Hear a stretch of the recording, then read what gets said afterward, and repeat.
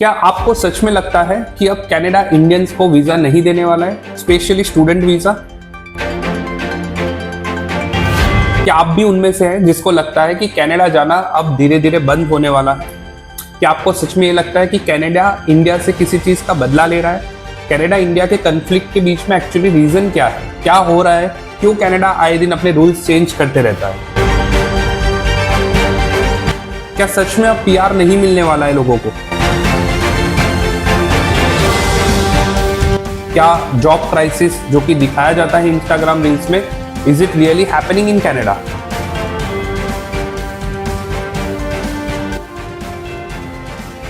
What is this SDS category and what is this non SDS category, and क्यों Canada ने अपने SDS category में अभी recently नए रूल्स लेके आया है? If you want to know answers of all this questions, here I have covered a detailed video for all of you, जिसमें मैंने हर एक पॉइंट को कवर किया है from the perspective of an Indian student as well as a student who is already in Canada. तो आप पूरा वीडियो देखिए, इसमें मैंने सारी इंफॉर्मेशन कवर करी हुई है, और if you want any answers you can always comment down. Hi everyone, my name is Harshit Mantri and I am associated with providing IELTS coaching as well as visa consultancy services for last many years. And in my last few years of career with this field, I have tried helping out thousands of students in reaching out to their dream countries, be it Canada, USA, UK, Australia, anywhere. So here, why I'm covering this video, or what I'm going to cover in this video, is certain myths that students are having or their parents are having. बहुत लोगों को ये लगता है कि अभी Canada धीरे धीरे बंद होने वाला है। तो let me give you a very straightforward answer, ये चीज कभी बंद नहीं होने वाली। Canada is going to keep their doors open always for Indians and Indian students. देखो एक चीज समझते हैं, कनाडा के अंदर जब कोई एक इंडियन बच्चा जाता है तो वो वहाँ की कुछ फीस पे करता है जो कि 15 to 20 लाख के आसपास रहती है। वहाँ पे जीआईसी अकाउंट ओपन करवाता है जिसका अगर इंडियन रुपीज में हम लोग कन्वर्जन देखें तो it would be around 13 to 14 lakh rupees. Plus उसके अलावा जब वो वहां जाता है तो वहां की इकोनॉमी में और ज्यादा पैसे he is putting while he studying. बहुत सारे बच्चे होते हैं जो 2 साल स्टडी करने के बाद 1 साल और कंटिन्यू करते हैं just to extend their work permit visa. बहुत लोग ऐसा कि 4 साल का कोर्स लेके जाते हैं। तो जब कनाडा को पता है कि इस चीज से उनकी इकोनॉमी पे बहुत ज्यादा इम्पैक्ट है, एवरेज एक बच्चा 40 to 50 लाख रुपीस उनकी कंट्री में जाने के लिए, पढ़ने के लिए स्पेंड कर रहा है, तो वो कोई ये चीज क्यों बंद करेगा? आप थोड़ा लॉजिकली सोचिए। तो it is not going to close ever. The things that you are seeing online, जो कि आप रील्स पे देख रहे हो, आधी अधूरी बात है। कुछ चीज है सच में जो कि मैं आपको डिटेल में बाद में कवर करवाता हूँ। आपको एक बहुत ही क्रूशियल मैं इंफॉर्मेशन दे रहा हूँ, डेटा बता रहा हूँ। इन 2023 कनाडा ने 10 लाख से भी ज्यादा इंटरनेशनल स्टूडेंट्स को अपने देश में पढ़ाई करने के लिए इनवाइट किया था। मतलब 10 lakh plus students had studied in Canada in 2023, और उसमें से 4,27,000 के आसपास स्टूडेंट्स इंडियन स्टूडेंट्स थे। अब कनाडा ने एक रूल चेंज किया है कि they are planning to cut down a little bit number of strength in terms of students from India, maybe due to political reason और एनीथिंग। बट वो digit इतना कम नहीं होगा कि जैसे 4,27,000 से घट के सीधा 1 लाख हो जाएगा। They are planning to have approximately 3,65,000 students in India in the year 2025. So मैं ये बोलूंगा कि डेटा थोड़ा कम हुआ है, बट आप सोचे 4,27,000 से सिर्फ 3,65,000 तक ही डाउन हुआ है। मतलब ड्रास्टिक चेंज नहीं है ज्यादा। तो आप प्लीज ये मत सोचे कि अब कनाडा स्टूडेंट्स को इन्वाइट नहीं करेगा। सो गाइस, अभी 3 या 4 दिन पहले आपने एक न्यूज देखी होगी कि अब कनाडा एसडीएस कैटेगरी का वीजा जो है वो बंद कर रहा है। तो इसमें आपको ये समझना है कि कनाडा स्टूडेंट वीजा बंद नहीं कर रहा है, सिर्फ एक कैटेगरी बंद कर रहा है। 8 नवंबर 2024 दोपहर 2 बजे से उन्होंने एसडीएस स्ट्रीम को डिसकंटिन्यू किया है। अब एसडीएस स्ट्रीम क्या है उसको समझते हैं। इसको बोलते हैं स्टूडेंट डायरेक्ट स्ट्रीम प्रोग्राम। इसमें क्या होता था, 2018 से कनाडा ने नंबर ऑफ एप्लीकेशंस जब बढ़ रही थी इंडिया से, तो उन्होंने उसको फास्ट ट्रैक करने के लिए 14 कंट्रीज को ये बेनिफिट दिया, including China and Pakistan as well, कि जो लोग जिसको भी स्टूडेंट वीजा चाहिए वो फास्ट प्रोसेस कर सके। अब फास्ट प्रोसेस का मतलब क्या था, जैसे मैंने देखा हुआ था बहुत सारे स्टूडेंट्स, उन्होंने वीजा रखा, वीजा के लिए अप्लाई किया स्टूडेंट वीजा के लिए, and they were getting their visa in just 5 to 6 days। तो ये भी हुआ था बहुत सारे स्टूडेंट्स के साथ। तो इतना फास्ट ट्रैक हो रहा था। अब इसको उन्होंने स्लो डाउन करने का सोचा है। अब स्लो डाउन का मतलब ये नहीं होगा कि आपको 1 साल लगेगा वीजा लेने के लिए। It is going to take around 8 to 9 weeks। So जो पहले भी होता था, अब आपको क्या करना है, आपकी कैटेगरी सिर्फ एक ही रहेगी स्टूडेंट वीजा के लिए, that is non STS category. So non STS category के बहुत सारे बेनिफिट भी है, हम लोग उसको भी समझते हैं, बट अब एसटीएस कैटेगरी ही बंद हुई है, but non STS is still going to continue, जिसके थ्रू आप अपने स्टूडेंट वीजा के लिए अप्लाई कर सकते हैं। और जैसे मैंने बोला, इस साल Canada is expecting more than 3,65,000 students from India only, तो वो सारे बच्चों को नॉन एसटीएस कैटेगरी के थ्रू ही जाना पड़ेगा। So guys, non STS category में अगर कोई बंदा वीजा अप्लाई करता है तो उसको सबसे ज्यादा बड़ा बेनिफिट होगा जीआईसी को लेके। जीआईसी मतलब एक गारंटीड इन्वेस्टमेंट सर्टिफिकेट, जीआईसी करके एक सर्टिफिकेशन था। जब भी कोई बच्चा स्टूडेंट वीजा के लिए कनाडा में अप्लाई करता था तो उसको 20,600 समथिंग डॉलर्स जो था वो वहां पे उनकी गवर्नमेंट को एडवांस में पे करना पड़ता था। फिर वही पैसे बच्चे को हर मंथ इंस्टॉलमेंट में वापस मिलते थे, बट एक बार आपको around 12 lakh to 13 lakh rupees के आसपास की अमाउंट एडवांस में कैनेडियन गवर्नमेंट को पे करनी पड़ती थी, जो कि नॉन एसटीएस कैटेगरी में इट इज नॉट मैंडेटरी। आप ये भी समझिए, एक साल पहले जीआईसी जो था वो सिर्फ $10,000 था, उसको बढ़ा के उन्होंने डबल कर दिया था। तब भी बहुत लोगों को डिफिकल्टी हुई थी कि एक साथ 12-13 लाख रुपीस, दैट टू हम लोग व्हाइट मनी कहां से पे करेंगे। तो अब आपके लिए एक बहुत ही सिंपल हो गया, आप कोई भी बच्चा अगर जिसको जेन्युइनली पढ़ाई करनी है, ही और she can go to Canada. अब आपको जीआईसी की फिक्र ही नहीं करनी है क्योंकि जीआईसी इज नॉट मैंडेटरी। दूसरा, एसटीएस कैटेगरी में जब भी कोई अप्लाई करता था तब उसको पूरे एक साल की फीस पे करके जाना पड़ता था, जबकि नॉन एसटीएस में आप सिर्फ एक सेमेस्टर की फीस पे करके जा सकते हो, जो कि अराउंड 5 to 6 लाख रुपीस के आसपास। इसका मतलब ये हुआ, अगर आप 5 या 6 लाख रुपए पे करके जाना चाहते हो कनाडा, तो now you can definitely fulfil your dream. So ये तो अच्छी चीज हुई ना, मतलब अगर एसटीएस कैटेगरी बंद हो गई है और नॉन एसटीएस से ही अप्लाई कर रहे हो तो ये तो एक उल्टा बेनिफिट हो गया इंडियन स्टूडेंट्स को। हाँ, इसमें खाली जो ड्रॉबैक है वो एक ही है कि नंबर ऑफ स्टूडेंट्स जो लेना था, उनका जो टारगेट था कनाडा का, वो उन्होंने कम किया है। अब देखिए, आप ये समझिए पर कनाडा ऐसा कर क्यों रहा है, तो आप ये समझिए, हर कंट्री की एक पॉलिसी रहती है, हर कंट्री को ये देखना है कि अपने लोकल लोगों को भी परेशानी ना हो। अब आप देखो, पिछले कुछ साल में इंडिया से इतने सारे लोग वहां पे और एशियन कंट्रीज से बहुत ज्यादा लोग, आई वुड से, फ्लडेड हो गए कनाडा के अंदर, so in order to prevent that situation, उसको थोड़ा प्रिवेंट करने के लिए, थोड़ा ब्रेक लगाने के लिए उन्होंने ये रूल लिया है। और I think that is not a wrong rule. कोई भी व्यक्ति अपनी कंट्री के लिए डेफिनेटली ही और शी शुड थिंक, कोई भी गवर्नमेंट को सोचना ही चाहिए, और उन्होंने यही चीज सोची है ताकि प्रोसेसिंग टाइम लंबा चले। जिसको जेन्युइनली पढ़ाई करनी है, अगर वो फाइनेंशियली, अगर वो हर कोई डॉक्यूमेंट प्रॉपरली दिखाता है, उसका आईएलटीएस का जो रिजल्ट है वो वैलिड है, हर चीज है, और ही और she genuinely wants to study, तो they are going to give you the student visa. तो आप उसमें ये मत सोचिए कि क्यों कनाडा ये रूल्स चेंज कर रहा है। वहां पे प्रॉब्लम क्या हो रही है, कुछ टाइम से हाउसिंग डिफिकल्टीज बहुत ज्यादा हो रही है और पब्लिक सर्विसेज प्रोवाइड करने में भी उनको गवर्नमेंट को डिफिकल्टी हो रही है।